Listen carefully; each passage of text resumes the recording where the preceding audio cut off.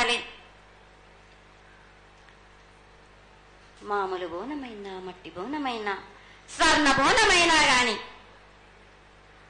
ఎవరు ఎత్తుకొచ్చినా గాని పర్వాలేదు. గాని సంతోషంగా ఆనందంగా అందుకునేది నేనే కదా. చాలా సంతోషం. వీళ్ళు వాళ్ళు చేయాలని ఎటువంటి సందేహాలు మాత్రకు పెట్టుకోకండి బాలక.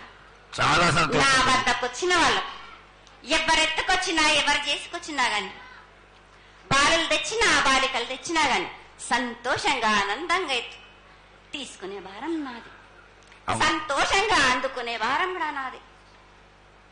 అమ్మా, ఇంతవరకు చక్కటి మాటలతో ఆశీర్వదించావు.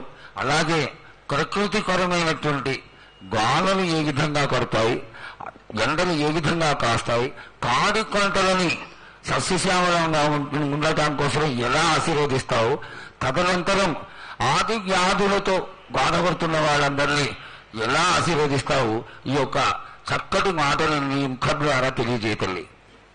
కోరినంత వర్షాలు ఉన్నాయి మీకు, పాడి పంటలు కూడా సమృద్ధిగానే ఉన్నాయి మీకు, ఎటువంటి లోటు లేదు మీకు.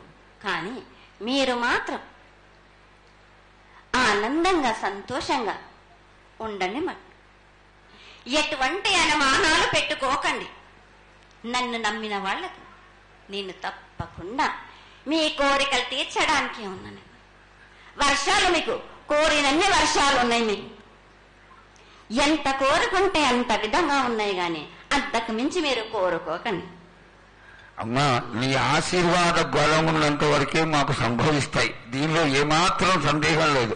మా తెలంగాణ ప్రజలందరినీ ఎంత ఆనందంగా నువ్వు ఆశీర్వదిస్తున్నావో, లోకంలోని ప్రజలందరినీ కూడా అలాగే ఆశీర్వదిస్తున్నావు. అయితే ఇక్కడ ఒక చిన్న సంశయం ఏంటంటే, ఏనాడు నిన్ను బాట కట్టాలని కాదమ్మా, దినదిన కృతమానమై ఈనాడు వందలు, వేలు, లక్షలు, కోట్లలోకి వచ్చేసారు జనం. ఈ కోట్లలోకి వచ్చినటువంటి జనమందరూ